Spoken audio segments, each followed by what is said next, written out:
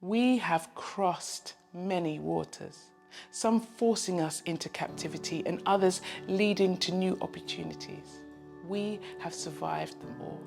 Like moonlight mirrored on the waters, I only reflect these journeys as I never made them, but my offering to you is ripples on the water where my fingers have touched history or I have felt the gentle breeze from the once rushing wind. The hazy yellow of midsummer, hot air roughly massaged my back. An oven-like heat radiated from the ground, baking my 10-year-old feet. Ambling across an improvised path, like actors in a Charlton Heston-esque film on a pilgrimage, we stopped. My father's eyes gleamed. The unadulterated lilt of nostalgia in his voice was as recognizable as it was rare. Guys, this is the house where we lived. Confusion etched our faces. I stood in wide-eyed wonder. House? House? I saw no house. Here in St. Thomas, rural Jamaica, stood a dilapidated wooden construct. By all my limited comprehension, this place was unfit for habitation. A shed. It stretched my mind beyond what it could fathom to think 6 people once lived here.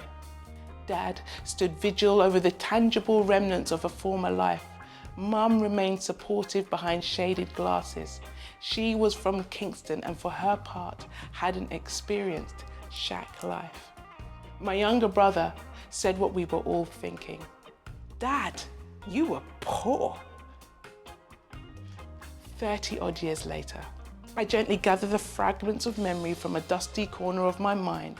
Mangoes and guinnep, soursop, lychee, breadfruit, ackee, mosquitoes, crystal clear ocean like an immersed version of a clear sky.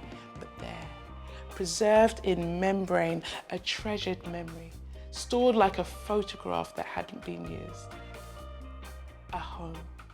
Tentatively, I bring my memory to light and give words to the faded images. Dad, do you remember the day you took us to your early childhood home, I say? Yes, you remember, he replied. It was a shack, I say hesitantly. It was, he remarks, unbelievable. I did not know then, but that day he was more shocked than I. Poverty that he could not deny, but did not remember.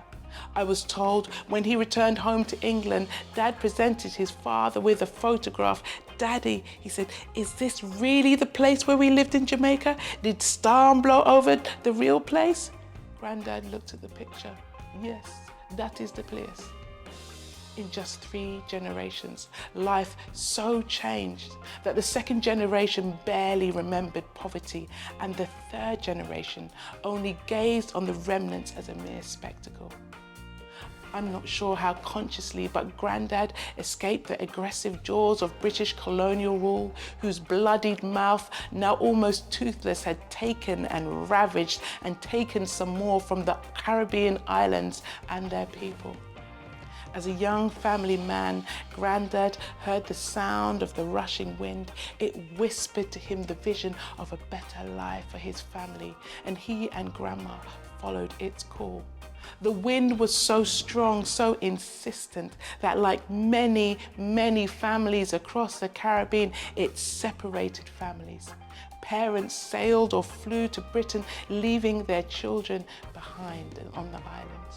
As parents desperately saved enough to find homes and to redeem what was most precious to them. Thousands upon thousands of children were displaced while parents sent barrels back loaded with tangible love. Where are you, Mama, Daddy? The children called across the sea, and for many, the terrible years went by. 1, 2, 6, 9, 10. Parents who could hear the wind and the vision it brought hoped the children heard it too, and its call would soothe the heartbreak of their vulnerable little ones. But above the challenges and high price paid, they came and eventually brought their children, and together they helped to build up Great Britain when it was in desperate need of it. They hurdled the challenges that were thrown their way.